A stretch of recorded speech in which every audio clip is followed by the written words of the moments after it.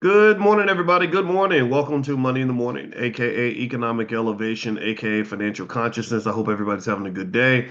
I see Allegra's here, Alfonso, El Hodge Harris. Good morning to you, and Booth, Clarence Graham, Cynthia Turner, D Hines. I see you, Daniel Gatabaki. Did I say that right? Gatabaki? Like I got a baki, I gotta go. I got a bicycle. But I'm kidding. I'm not making fun of your name. Shantina Glover. Good to see you from Las Vegas. Alfonso Stewart, Jonathan McClendon, good morning to you as well. Grant Holly, good morning, everybody. Good morning. So I hope everybody's feeling good today. I hope you're feeling awfully black and proud and successful and smart and everything else. I know I'm feeling good. Last night we got together, we did stock options. A lot of you were there. And I want to apologize. I totally screwed up. I went to sleep and I thought I was going to take a 15-minute nap. And what had happened was that 15-minute nap turned into a 2-hour nap. And I got a phone call from my wife, and she said, "Where are you? The students are waiting for you." And I just messed up, man. I have no excuse. And I apologize, and I appreciate your patience. And for those of you that did get there and were looking for me, I do. The recording is going to be available very soon. And we had a party. We had a big party. It was a lot of fun, and we really went through the money. There was a lot of different ways to make money, and we talked about that, and that was pretty much what we covered. So anyway, with that being said, let me tell you guys what was on my mind today. I was thinking about let me turn this off. Sorry, I was thinking about just this idea of dating and money, and I put a question up on my Instagram recently that related to whether or not somebody should pay for the first date. Like, what does that mean? What does that look like? What if they don't do it? Is there an excuse? And I'm going to share that with you guys in a minute. And let me see if I can find it here. It's on my Instagram.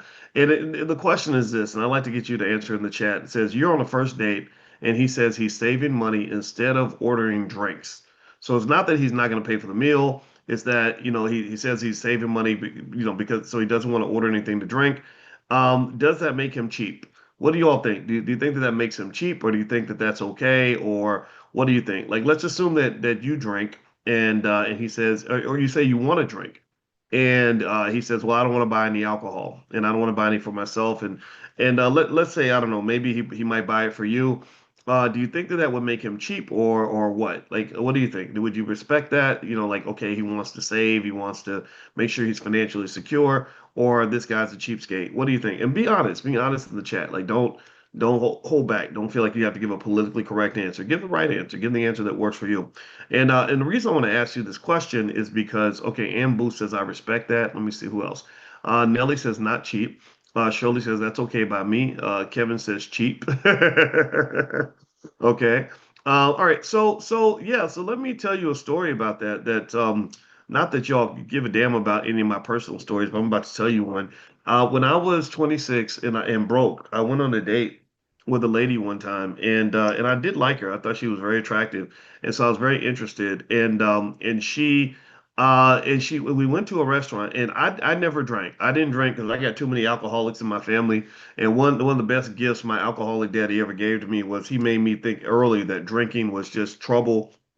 You just avoid it. That way you got one less thing to worry about. And it was he wasn't totally wrong, right? I knew guys who would go to a club and get drunk and get into a fight and somebody get shot or whatever. I knew people that made bad mistakes when it came to alcohol, maybe sexual mistakes or whatever, right? Because alcohol just kind of it warps your thinking, right? I felt like as a black man, you have to be focused. You can't be out here giving white people opportunities to lock you up and kill you, right? So, not to say that they won't do it otherwise, but still, I think being alert helps, right? So, and then also there's all these studies that really show alcohol is poison, that it actually shrinks your brain, it can cause dementia, and it just freaking kills you, man. So anyway, no, I'm not here to judge you. Don't feel bad. If you see me and you want to take a drink, in fact, I'm gonna have my 55th birthday party, and y'all gonna be invited, and there will be liquor served, and I will not be judging nobody. There will be no judgment served, just the alcohol. So please don't let me talk you out of whatever you want to do, which is your life. All right, but with that said, though, I remember I went on this date with this lady, and she was nice and it was a good date, but I was a little worried. I had to watch my wallet real close, right? I had to really watch it because I didn't have that much money. I was in grad school. And this lady, you could tell, you ever go, can you imagine this? Imagine going on a date with somebody you ever like be around somebody who ain't never really had nothing. They ain't got no home training and they're real excited because they know that this is their big opportunity. You ever see that? Like where I literally and eventually when I did actually have some real money, I saw it a lot. I would see like suddenly everybody wants to order the best of everything because they know Boyce is paying. That's why Boyce don't be paying. Boyce be like, I gotta go to the bathroom, and then you be like, "Where's Boyce? It's been 2 hours. He's in the bathroom for a long time because Boyce done left. Boyce ain't paying for all that." But still, it was like that. She was like real, like kind of ghetto, honestly. Like ordering, she ordered like the steak and the lobster, and she didn't get one drink. She got two drinks, and then she got the appetizer that was expensive. And all that, and I'm just sitting here, and I'm just trying to be the nice guy, right? I was always they say nice guys finish last. I don't think that's true. I think sometimes you do if you're nice to the wrong people, but I didn't finish last, and I like to believe I was a nice guy. And um and so we go on this date, and I'm sitting here like, Lord Jesus, I mean, I ain't gonna have no money, like and I ain't have no credit cards or nothing. I paid with cash, and I didn't have no money. And so, so I remember thinking to myself, I would never go on a date with you ever again because I can't afford this. Like this is gonna break me financially. And when the date was over, she really had a good time. I didn't have a good time, and she was really excited. She was like, I can't wait to go out again. I'm like, I'm never going to see you ever again, ma'am. I can't even call you. No, I can't afford to call you.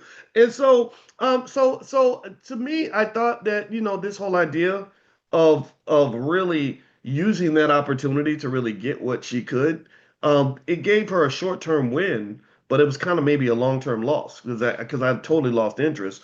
And I think that this happens both ways, right? I think that it can happen when you are too short-sighted in your investing decision. And let me be clear. Let me jump into this so you can understand where this is coming from. Investments, if you know me well enough and you've been to this class enough times, you know that when I talk about investing, and I know investing well, that's what I wrote my dissertation on. I'm usually not talking about just money. I'm talking about investments in the areas that matter more than money. I'm talking about like investments in people. So like and you got to remember this too, dating isn't just about fun. It isn't just about sex. It isn't just about doing something with your free time. Dating is the key to reproduction. That's how you choose who your child's mother is going to be, who your child's father is going to be. I don't know if people forget this. I think people just don't remember. They just like they think it's all about the sex. No, that's everybody. Most of y'all in here exist because somebody went on a date, right? So that you're opening a wormhole to all these possibilities that can occur when you build family. And family is the key to wealth, right? So these little choices that we think are insignificant are quite significant when it comes to wealth outcomes. You just go, if you don't believe me, go ask a baby daddy paying child support for 7 kids if he's able to build wealth. You don't believe me? Go ask a single mom who's got 4 baby daddies if she's how the whole wealth building thing is going, how financially secure she's feeling right now.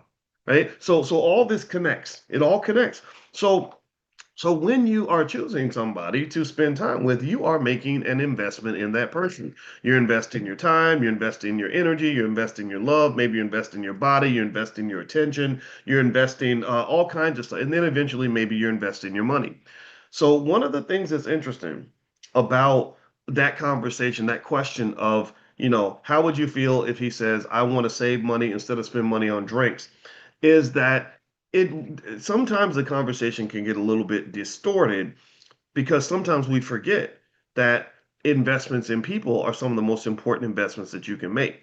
And I'm gonna give you, so what I'm gonna do is to help along this conversation, I'm gonna give you some real economic theory that relates to this topic to allow you to form a framework in terms of how you make this decision. If you want to know the answer to that question, is it okay if he didn't want to spend money on drinks or not? The answer is yes, it's okay. And the answer is no, it's not okay. Right? The answer is yes and no. We go in quantum with it. If you know anything about quantum physics, the thing about quantum physics that confuses everybody is the answer can be yes and no at the same time. Well, this is one of those things. This is a quantum answer. It's yes and no. It depends on the context. It depends on what the goal is. It depends on what it is. So here's the deal. There's something in finance called signaling theory. And signaling theory basically says that when we communicate with people, you never get to know the real person. If you remember TD Jakes, remember when TD Jakes used to say, I like that guy, he's smart. He said something like, he said, when you meet somebody, you're not meeting the person, you're meeting their representative. Except he has a real deep voice and it sounds real wise when he says it. He's got a beard and he says, when you meet somebody, you're not meeting the person, you're meeting their representative. He sounds so much better than me when he says it, but that's what he's saying. He's saying that, and this is true in psychology. You never know a person; you only know signals that they send, and some of the signals may be real, some of them may be false. Some of them may represent a certain perspective, and then also you process those signals based on how you view the world, right? So really, signaling theory says if we go on a date and I say, hey, I'd like a drink, and let's say I'm the woman. I don't think I'm old school. I don't believe women should be paying for dates. I don't believe that, at least in the beginning. But so the woman wants a drink, and the man says, no, I want to save my money. Well, he's sending a signal. He's sending a signal about what his priorities are, right? He's sending a signal. And the signal can be good or it can be bad, depending on the context. So, on one hand, it's sending the clear signal that saving is important to him, but then it could also be sending the signal that you're not worth an investment, right? That impressing you by spending a little bit of money and showing you that he's willing to allocate scarce resources to you, that's not important to him, right? Which could be a good or depends on how you look at it. Because one thing I do know about dating in general, and I'm absolutely convinced of this, is that the rules change based on how badly you want something, right? If you've ever seen, I've seen women that will have all these rules when it comes to the man they don't want, but when they got the man they do want, they break all the rules. All the rules go out the window, and that's just life. That happens everywhere. It happens. You go to the NFL. There's some players who have to follow all the rules, and then Allen Iverson didn't even have to come to practice, right? Because he's Allen Iverson, and you're not. So you better come to practice. But Michael Jordan, he ain't got to come to practice. He wins championships. You better be there at every team meeting or you're going to be kicked out. So really, in general, how we're valued by other people, or if you look at a job, how the company values you will determine how they structure the rules and set the rules for you. So signaling theory um, ultimately kind of leads you to this fundamental question, which says, what are they signaling to me when they do this thing? When this person isn't willing to spend money on a date, and I see it all the time. I'll see people that you have two things that are really interesting to me. One, you have celibacy, where you have people that say, I won't have sex with anyone before marriage, which says I'm not investing my body in you before I have marriage, which kind of makes sense on one level. You can't be out here sleeping with everybody, but on the other level, it's saying that you have to take all the risk in this investment. That I'm not interested in investing anything in you until I get what I want, which can actually break down a negotiation in a business deal. Actually, if you think about business, if one person is doing business with another and they say, I'm not going to spend a nickel, but you got to put out $10 million, a lot of people will say, well, if you're not putting any skin in the game, I'm not going to do it. That's a what's this? I think it's lemon theory. There's a lemon theory that says I'm not going to invest with you if you're not going to invest in me. So as much as it sounds wonderful to say, hey, we're not sleeping together until marriage. You got to remember that that's also a signal and that's also a risk that the other person is taking that actually theory called lemon theory. And again, same thing as on the other side. Now you have men that'll say, I'm financially celibate. I'm not spending no money on no woman until I marry you or until I meet my wife. And that's okay, that's fine. But also you got to understand that that is sort of shutting down a negotiation, and it's really sending a clear signal that it incentivizes the other party to not invest in you. It gives them an incentive to say, well, if you're not going to invest in me, then I ain't going to invest in you. And if you know anything about economics, if you know economics like I do, you'll know that economies don't grow, connections don't grow, reciprocity does not grow if everybody's sitting back with their arms folded, waiting for the other party to make the first move. If everybody's waiting for everybody else to make an investment, then guess what happens in equilibrium? Equilibrium in economics is what happens on average. What happens is nobody makes an investment. And if you want to know why black wealth does not grow, it's because you don't have trust in your community. Because when you don't have trust, then everybody says, well, I'm not going out there until somebody else does it. And then everybody else says the same thing you say. Well, say, I'm not doing it until you do something. Then nobody does anything. Somebody has to make the first move. Somebody has to make the investment. Somebody has to be willing to be the one who makes the mistake. And it sucks. It sucks to have to be that person, right? Like you put yourself out there, you decide you want to make a move, you want to sleep with somebody, you want to spend money, invest in somebody in whatever way it is, right? We invest time, we invest money, we invest sex, whatever it is you're investing. Um, at some point, somebody has to make an investment for the economy to kind of stimulate itself. And when I talk about economy, I'm not talking about money. I'm talking about the just the economy of love, the ecosystem. Like, it only gets ignited if somebody's investing in other people. That's why people who tend to trust more tend to have more relationships and better relationships. But also that trust has to be come with a degree of discernment, right? You can't trust everybody. Same thing is true with investing. Same thing is true with investing. When you go and you invest, investing in itself is not going to make you wealthy. And if I just say, I'm going to go buy stock and I'm going to buy any and everything that I see, I'm going to invest in every business that I see, and I'm not going to take time to determine whether or not this investment is worth it, then you're going to lose money, right? Just like in life, if you go and you say, I'm going to sleep with everybody just to see what it's like, and I'm going to go spend money on every chick I meet, right? Well, I mean, yeah, you're going to get burned big time because you don't have discernment. You did not investigate before you invested. You are allocating a scarce resource. Your money is a scarce resource. Your body is a scarce resource. Your time is a scarce resource. So, my thought, just 2 cents for like the men that spend all their time chasing random women. I don't know if that's the best approach. I think maybe chasing quality situations, whatever that looks like for you, might be a better use of your time. But then when you choose something that's quality, you make an adequate enough investment to send the signaling theory. You send the signal that, hey, I'm really interested in you. I'm investing time in you. I'm investing money in you, right? And this is true in so many different areas. I'm just all these things are going through my head, so forgive me for talking fast because that's what happens. Things pop in my brain. But I'm even thinking about poker. Even in poker, there was this old guy named Doyle Brunson who used to be a really great poker player, and he played this style of poker called tight and aggressive. And what that means is that if you know anything about poker, you know that you don't have to play every hand. You can sit and watch the hands go by and just say, I'm not participating. So he would do that. He would just sit there and watch hand go by, one hand after another. But when he jumped in, he was all the way in. When he decided, okay, this is my chance to win, oh, I'm willing to go broke. I'm gonna take it all the way to the limit. And so tight and aggressive, that's what it means. It means I'm gonna be tight typically, but then when I make a move, I'm gonna really dive in. That's like an investing style that is similar to say a Warren Buffett. A Warren Buffett says if you're not prepared to own a stock for 10 years, then you should not own it for 10 minutes. So Warren Buffett's investing style is tight and aggressive.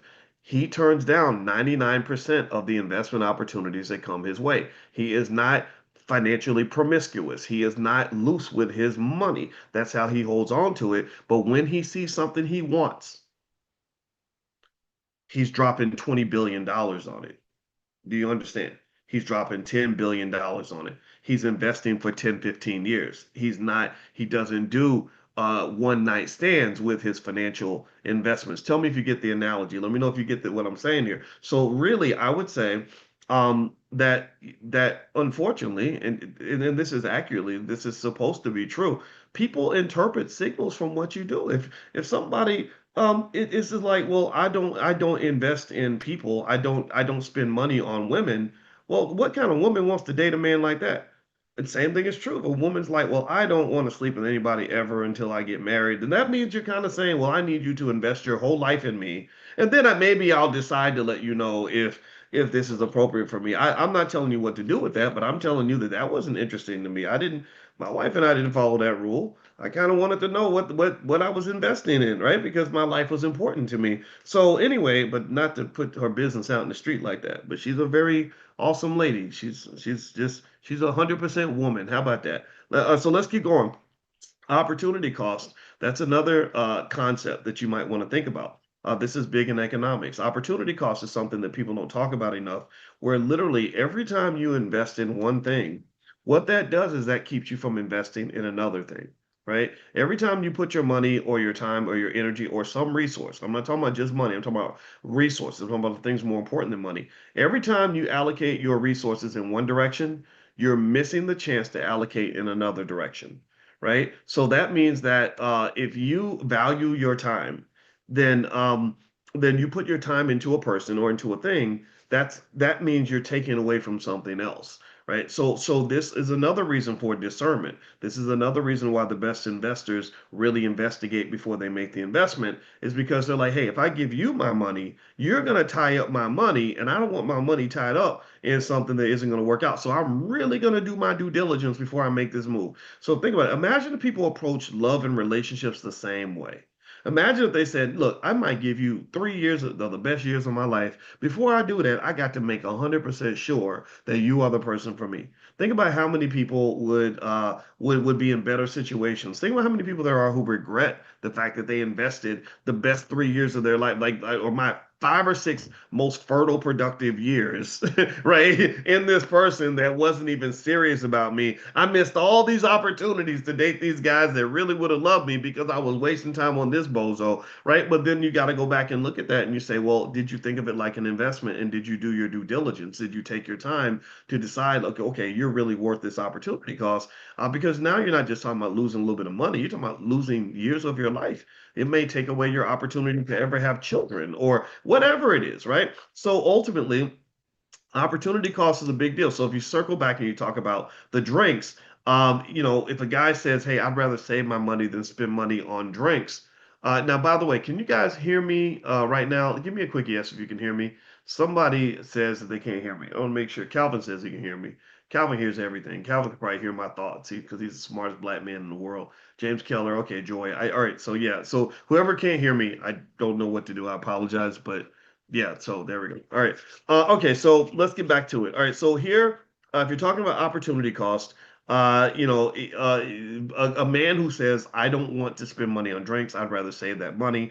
It definitely also signals that for him, it's like, no, saving is that important to me that I'm willing to prioritize that over spending money on the drinks, right? But then there's another opportunity cost too, right? And a big question to ask is, what is the opportunity cost if you are sitting with a great woman that should be the mother of your kids? What's the opportunity cost for you to miss the chance to have your children because you were too cheap to buy any drinks?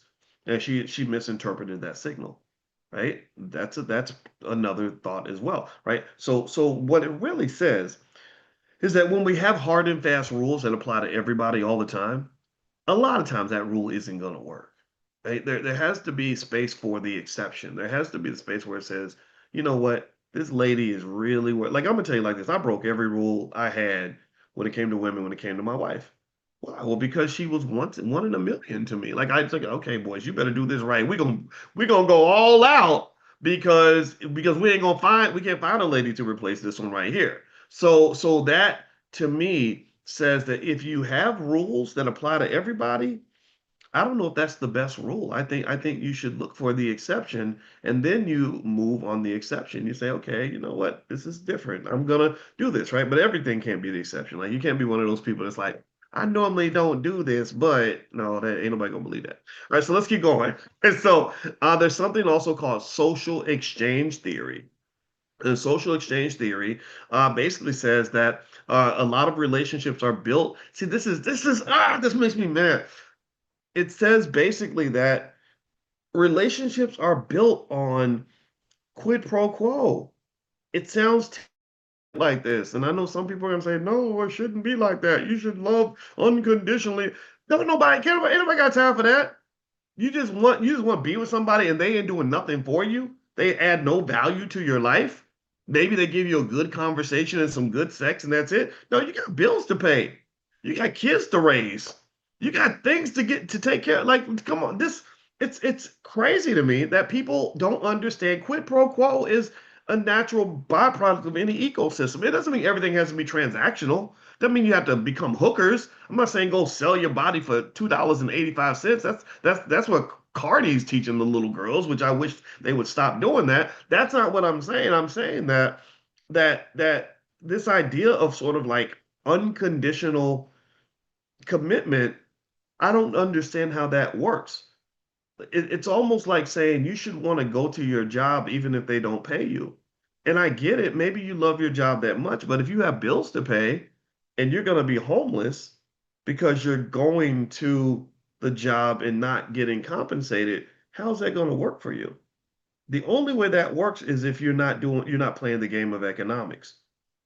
The only way that works, and I say that because economics, if you look up the definition, one definition is economics is the study of the allocation of scarce resources, finite resources. Well, you ain't got an infinite supply of no. Now, if you got an infinite supply of something, like if you're infinitely rich, then yes, you can go to work for free, and they don't have to pay you, and because you're doing it for the love of the game, because you got 2 billion in the bank.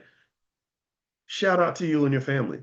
But if that's not you, if you don't have an infinite supply of money, then you're going to say, "Hey, I love this job and I want to keep coming back, but I'm going to need some money because I got responsibilities." Same thing is true with other needs in other areas. I'm in this relationship. I love you. I want to be here, but I got this need, and this need, and these needs are not being met.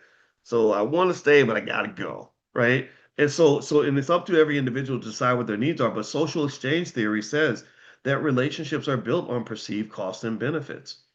That this whole fairy tale of just like I'm gonna be with you even if you ruin my life and make me go broke.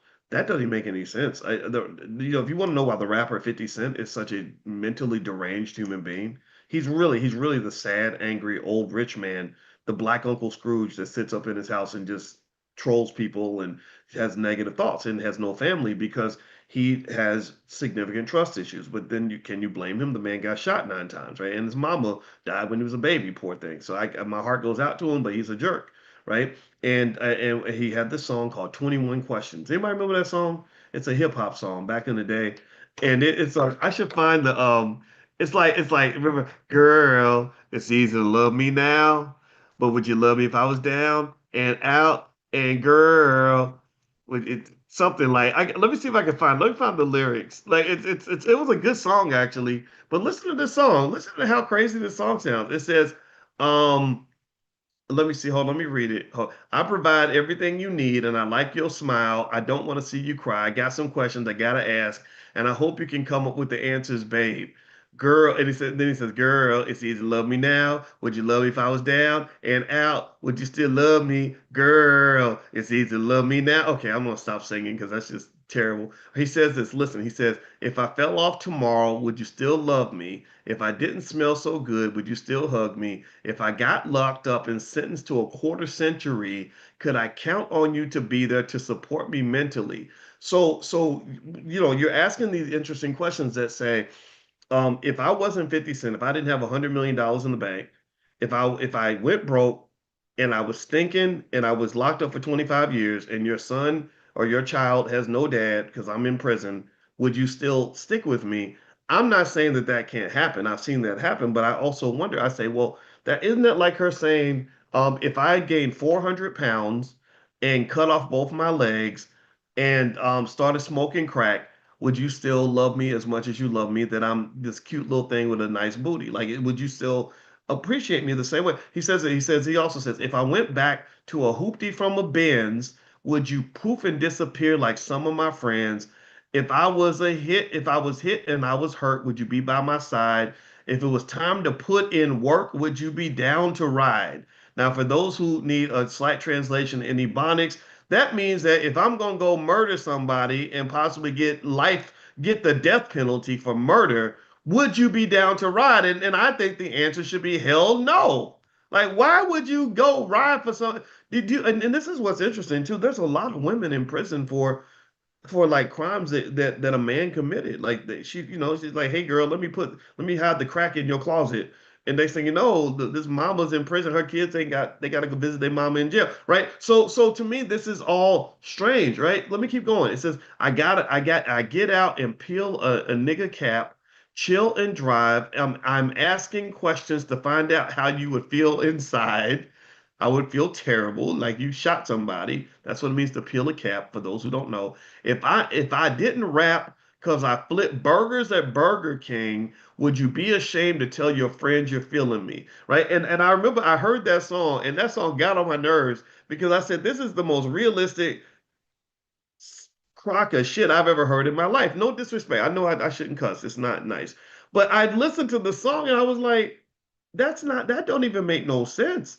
Like that's again that's I mean think about this. Men, we are attracted to women for certain reasons, And if those reasons didn't exist, then a lot of men would disappear. Right? In fact, men are different. Men, we have testosterone. We don't have as much oxytocin. Women have a lot of oxytocin that spikes, especially during when you fall in love or when women have orgasms, things like that. The oxytocin just goes through the roof, and that's why they form these really strong attachments. Men have some, but not as much, and we have a lot of testosterone. So that's why, for example, when men go to prison, you will see women that'll line up and wait 3 hours in line to go see him at the penitentiary. But when women go to prison, go look it up. The studies show the men, a lot of men will move on, right? And it's not so much because they're terrible people. It's just because of how they're built. If you took oxytocin out of a woman's brain, she's not going to be any different from a man, right? So that bonding chemical, that's why I think love is a really delicate process. That women, I think that when we have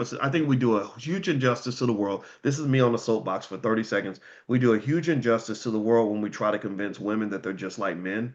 Men and women are not built the same. I've studied the biochemistry in extreme detail. There are so many things that women deal with that they're not as chemically built to deal with. Like tremendous amounts of stress, always being in fight or flight mode, that causes cortisol. Cortisol affects women differently from men. Like men, we're a little bit built for certain things. Like we can go to war with a big machine gun, and do all these really aggressive things. Women can do it for sure. Women can do a lot of things men can do, but it's not as easy. It's a different process. It's like me. Like I can change diapers and do things that women do. Like I could probably take care of the household and watch the kids, but it would be awkward for me. Whereas my wife is a natural nurturer, right? Because she's got certain chemicals in her body that just make her just want to go. She sees a baby and she's like, and she wants to hold the baby. I don't feel the same thing, right? And I don't know why. I don't know who wrote the book that says we shouldn't talk about that because then you're losing track of who you actually are. I really think you should figure out who you are and not let society do that for you. So thank you. I'm getting off the soapbox now. Let's get back to the financial stuff. All right. So anyway, with social exchange theory, it basically says that if one person feels underinvested in, if they feel like you're not taking a chance, you're not making an investment, you're not putting any skin in the game, you're not allocating any of your scarce resources to me, then attraction should naturally drop. Attraction should drop. You signal trust, you create trust through your willingness to invest. So if I invest time by getting with you on the phone for hours, that's me signaling something that should make you trust me. Because you're like, wow, he's a busy man and he's on the phone with me for such a long time. He must be interested in me. That's what your instinct tells you, and that's quite accurate, right? Now, money's a little bit different because if you have someone that has a whole lot of money and they buy you a $300 gift, you got to be careful with that because if a man's a millionaire, it's nothing for him to spend $300 on 10 different women, right? So that's not quite the same. Whereas time, in fact, that's how I am actually. If I spend money on something, that doesn't mean as much as if I spend time. Why? Well, because I have a decent amount of money, but my time is tight and limited. So a lot of times, even in business, if there's something that has to happen, I'll say, I can't really spend time on that, but I'll send you a check, right? And so ultimately, when you're talking about where you want to be and how you want to interpret signals, the interpretation of the signal also differs based on the person and based on what they consider to be a scarce resource versus not. All right, so let me keep going here. All right, moving on. There's also something called cultural capital and norms. This is from a guy named Bordeaux. And he says that basically different communities define appropriate spending differently, right? So for some communities, they interpret frugality as a type of wisdom. For other communities, they can interpret that as you just being cheap. Now, one interesting thing about the Black community is that when you talk about class and culture and upbringing, some of our economic behavior probably needs to be examined because there are some people who expect you to spend lots of money to show that you like them or that you're interested or whatever, and that doesn't always fit consistently with long-term values. For example, I see lots of people that will spend insane amounts of money on a wedding, spend a ton of money on the honeymoon, and go in debt for all these things, and then literally they're still paying off the credit card debt by the time they get a divorce. This tells me that maybe the investing incentives have been misaligned. You invested all your money and your time and energy into getting married, but you didn't invest any money, time, and energy into knowing how to stay married. So you started a business with another person because a marriage is a contract. That is a legal document. That is damn near like a business arrangement. So you started the business, but you spent no time learning how to sustain and maintain the business. You acquired the asset, but you spent no time learning how to manage and to protect the asset. And if you know anything about wealth from all the conversations we've had up until this point, you'll know that I've spoken extensively to you about the fact that if you cannot protect an asset, then you should not acquire the asset. If you can't drive the car, then don't get the damn thing off the lot because you're going to crash it, it's going to kill you, it's going to be a waste of money. So if you acquire any asset, whether that is a business, a marriage, or property, make sure you understand and have a commitment to defending and protecting the asset. It's like with my aunt. I was talking to my aunt the other day. We were talking about some land she owns in South Carolina, and she said, "Oh yeah, if you get some land, then white folks gonna come try to take it from you." I said, "Yes, they sure will. They will." And it ain't just white folks. It's people that are financially aware, right? So really, when you're talking about this kind of thing, when you talk about things like love and everything else, I think you got to say like, what's the goal here? And whatever the goal is, that's where the resources should be allocated. What is the objective? What is the agenda? What are we doing here? What are we trying to accomplish? And what we're trying to accomplish, I think, should be discussed in more of a 10-year kind of framework, right? So I would say this. I would say this to my girls. I don't know if they ever listen or not, because people just be dating people because they cute. But I said, if you ever want to really understand where a man's head at, ask him what his 10-year plan is. And if he can't answer in like less than maybe like 60 seconds or 90 seconds, then that probably means he doesn't have a 10-year plan. Then maybe find out what the 5-year plan is. At least have a damn 2-year plan, because he ain't at least got even got a 2-year plan, then he has no plan. If he has no plan, that means that his plan is to lose and fail and struggle hit the rest of his life. And if you want to be attached to somebody who's a loser, then go for it. But I don't think that's going to work for you, especially if you're trying to succeed and you're trying to get something done. So, so planning is everything, my heart goes out to people that don't understand this. Maybe it's because they never had anybody tell them this. Maybe for some of you, your parents never told your uncle. No, I don't know. I don't mind being Uncle Boyce. Maybe I can be the uncle or the father figure-ish type person or the best friend that tells you these things. But I'm telling you, this is how these things kind of work out. So, so ultimately, because when you know the plan, then you can pick the objective. I heard Barack Obama describe military strategy, and he described it accurately. And I remember him saying something like, when you go to battle, you have to have your objectives must be clear, and you have to allocate your resources to accomplishing those objectives, and they have to be manageable, right? You got to kind of know like what little battles you're going to win in order to achieve the final goal. And I agree with that 100%. I think a lot of us, unfortunately, are trained to just kind of go through life and just live and experience life without sort of thinking about what the next move is going to be.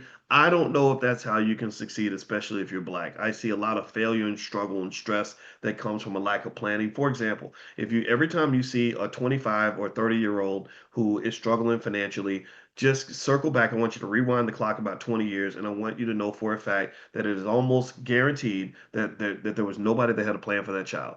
I guarantee you that nobody invested in that kid. Nobody said, "Hey, let me buy some shares of stock from my little nephew because one day he's going to be a grown man. He's going to need money. He's going to be trying to accomplish things." Nobody thought about that kid. They just got him. Maybe they got him to football practice. They'll plan for Saturday night. They'll plan for cheerleading camp. They'll plan for him to start school, next year. I get all that, and that's all important. But at the end of the day, what is your big plan? What is your long-term objective for your life? What's the long-term objective for your kids? What are we doing with the grandkids? It's easy to accomplish things if you prepare. It's hard to do it if you're just reacting to a lack of preparation. When they say that an ounce of prevention is worth a pound of cure, that's 100% true. So I implore anybody in here who's got any kids under the age of 10 or even over 10, it doesn't matter.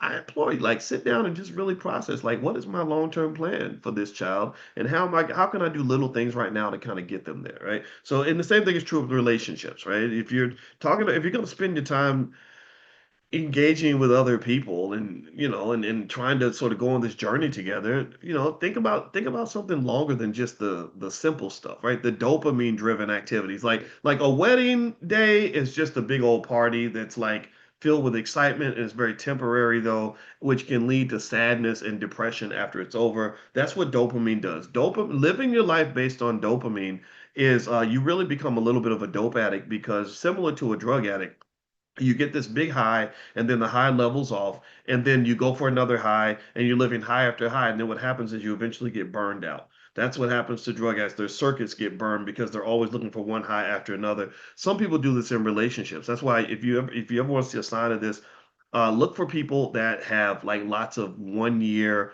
9 month relationships. Like if you're on that side, if you're that person, then I don't mean to be offensive, but this was something I learned from just reading the science.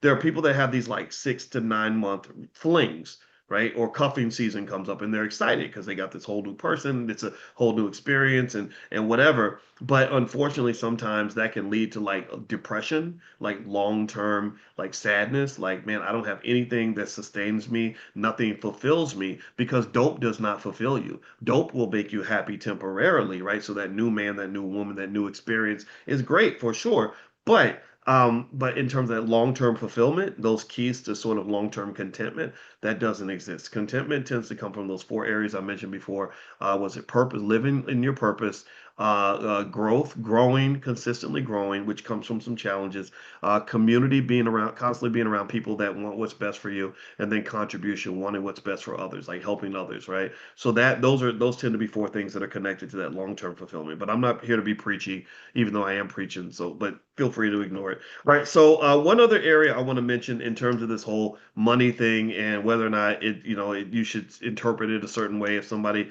wants to buy drinks or not, is behavioral economics. There's something called mental accounting and framing.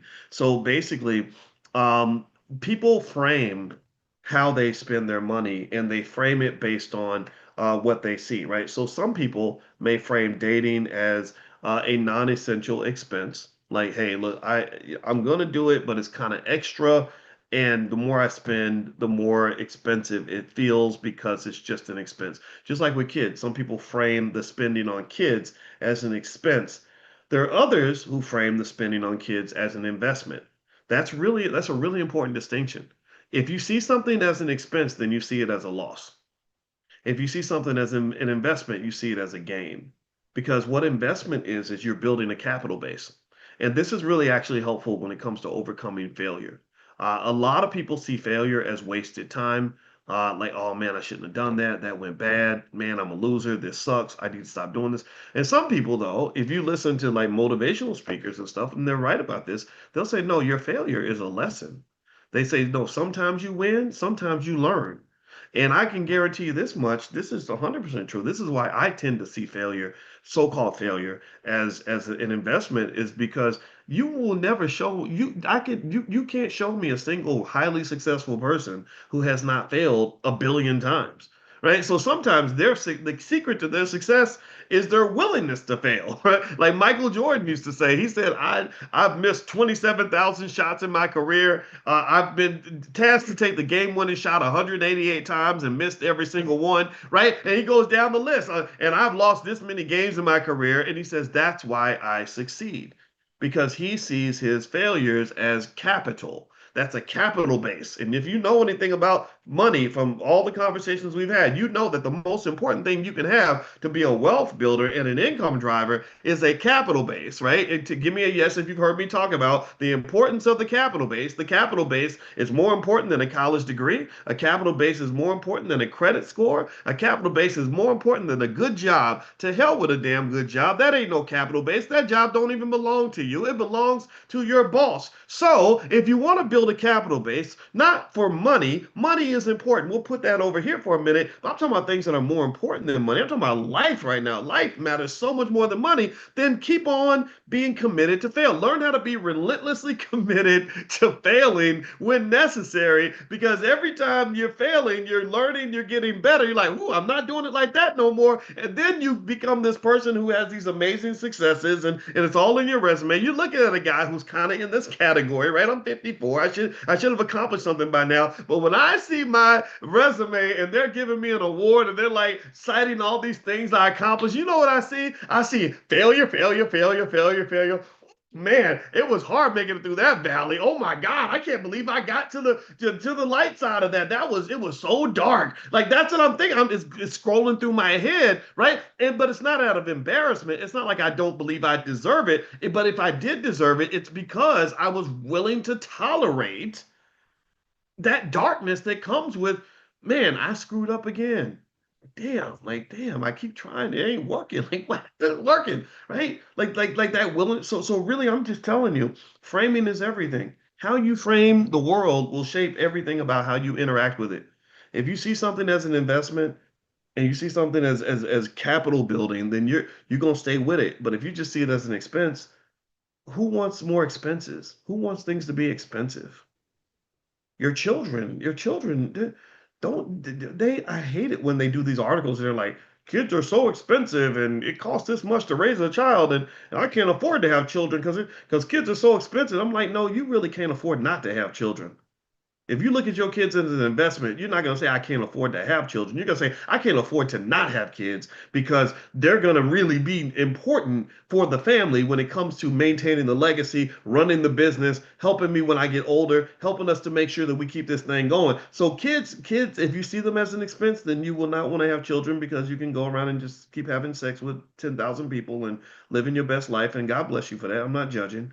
But some of you have children, and those children are going to be amazing assets to the family. And I'm not talking about just financial, right? I don't know how people feel about this. Some people think you're supposed to get nothing from your children. It's like, no, you gave them everything. You sacrificed the best years of your life to raise them and give them attention. One day you're going to need help too. One day you're going to be old and tired like my mom and daddy. My parents were the most fiercely independent people ever. They didn't ask us for nothing for years. They would say, no, live your life. Somebody gets sick, they wouldn't tell us what was going on, and we find out after the fact. We'd be like, wait, cousin Willie almost died, and nobody told because they didn't want us to be distracted. They didn't ask us for money. They didn't ask us for to come home when somebody got sick. None of that, right? But then it got to the point where they had to ask us for help. They had to call us in. They had to rally the troops because Mama, you know, my Mama couldn't walk by herself no more. You know what I mean? Like, and and that's when it became really clear to me. It's like, no, like everybody needs help at some point, right? And I think that and I'm sorry, forgive me for this. I didn't know that was going to happen. I'm sitting in my mother's house as I talk about this. But your kids are an investment. Your kids are an investment, right? And um, so really, if you want to win as a family, you want to win as a person, investing in people, it matters. It has to be the right people because you don't have infinite anything, right? Allocation of scarce resources. But when you find those people that matter for you invest in those people, you invest money, you invest time, you invest energy, and that is how you succeed. That is how you survive. That is how you survive. And I'm sorry, guys. I didn't mean to get emotional. I think you know how it is. Somebody dies. You never know when it's going to come out. So I'm not talking just from theory. I'm talking about real life in here. This is what it is. This is what it is. So before I further embarrass myself, I'm gonna go ahead and finish up. Thank you guys for listening. I didn't know that Boyce was gonna have that kind of a breakdown. I got to go back and sit and think about my mom. I'm literally talking to you from my parents' bedroom, and so my mother's here everywhere in this house, right? So it's very very heavy, to feel all that. And oh, it makes you think. It just makes you think about stuff. So okay, we're done. No, no more of this.